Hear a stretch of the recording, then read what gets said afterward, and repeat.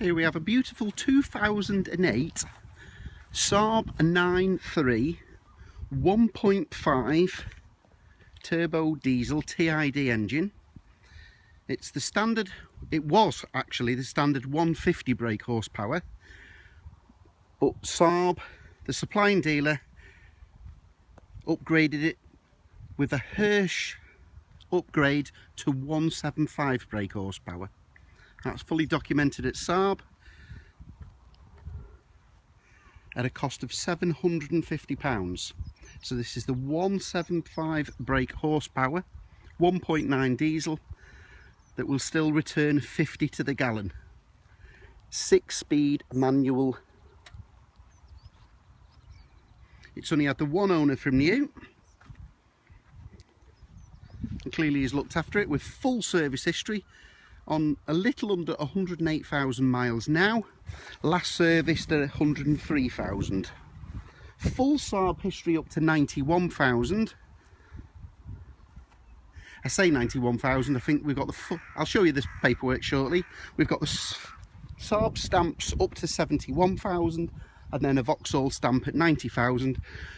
But as probably most of you know, this was a joint venture between Vauxhall and Saab carried on doing the servicing. Vauxhall carried on doing the servicing to Saab specifications. So full dealer service history up to 91,000, and then we've got an independent fully stamped at 103,000 in January of this year. There's all the paperwork, we'll go through that shortly. Inside is the same story, it's like brand new. Genuine Ford's Saab mats. Underneath the mats, the carpets, again, like new. No mats in the rear, funny enough. It's got mats in the front, but perhaps that's because no one sat in the back. There's no evidence of it being sat in the back. All the door cards are nice.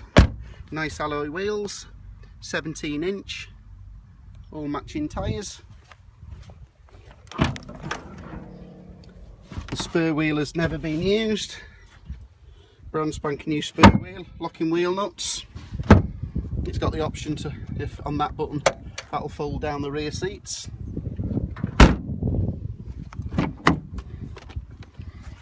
Like so. As I explained before, the rear seats don't look like they're being sat in. Armrest, cup holders. And it being a Saab, it's got rear airbags, side airbags, front and passenger airbags of course. 5 out of 5 for NCAP safety ratings, as well as your ISO fittings for baby seats. We'll have a quick look under the bonnet. Well, for those folks listening or watching this video on YouTube over pondside, we'll have a quick look under the hood. And there she is, 1.9 TID Saab, which stands for turbo injection diesel. As I say, this was a standard 150 brake horsepower when it came out of the factory, but the supplying Saab dealer upgraded it with a Hirsch upgrade kit at a cost of £749 to 175 brake horsepower. The mileage per gallon stays the same, but the power and acceleration is quite noticeable from a 150 brake. There's not a lot, it doesn't need this model. It's got the parking sensors, power steering of course, all electric windows, air conditioning, climate control, onboard computer, half leather upholstery. We've got 2 keys, we've got 2 front cup holders. We've got a hands-free kit. That was probably a modern phone in 2008. I'm sure no one's got a phone these days to fit that. So we can have that removed if you wish before delivery.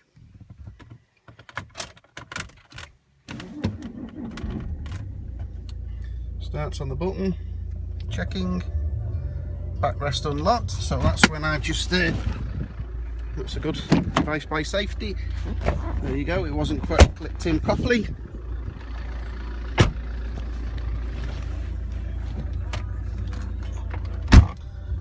And there we have no faults. That's just the parking brake light on.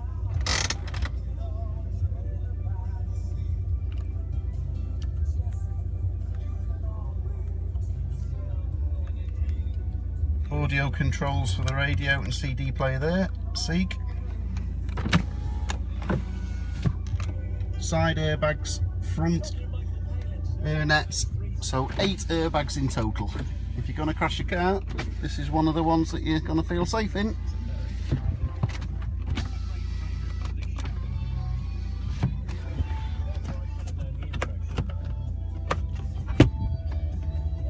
Air conditioning, press that for auto climate. Ashtray, never been used. Armrest with a secondary 12-volt supply.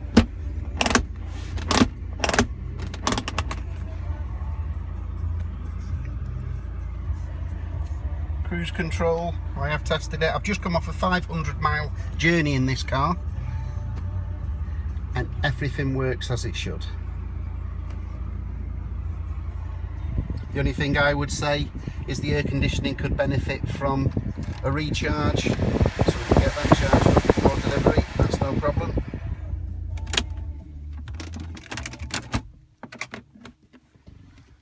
Six-speed manual, let's have a look at the paperwork. All the manuals for the car, in fact it's never been opened, still in the cellophane wrapper.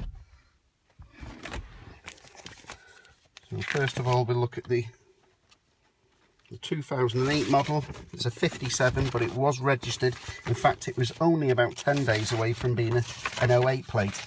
This was the very first of the new shape. I think this was about £26,000 list price.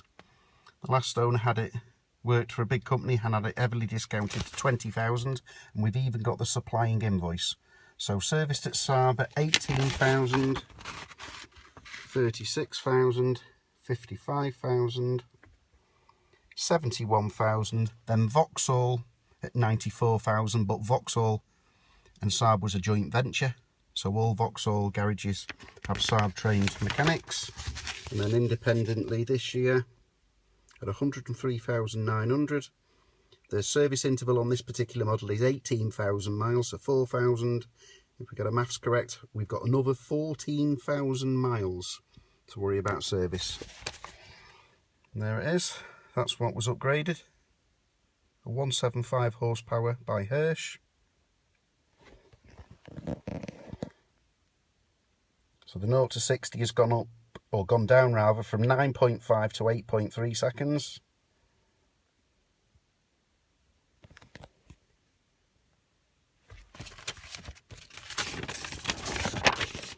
An MOT again in January this year.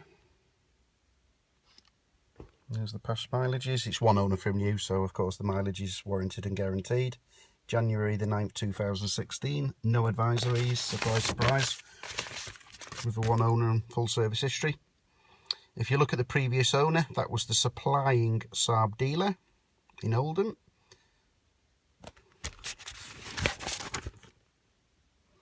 So it was registered new on the 19th of February 2008, and if you look there, the last owner has had it since 1 week old, so they just had a week to carry out the pre-delivery inspection as well as the Hirsch upgrade.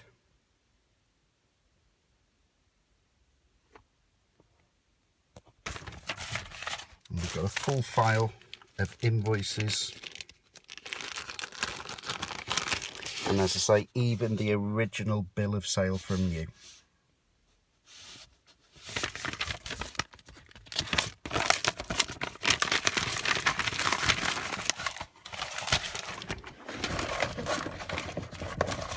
So all in all, I think this represents absolutely fantastic value for money. Most Saab owners will know 108,000 miles has just run in. There's just a couple of small dimples that I could find on the bodywork, so I'll point those out now.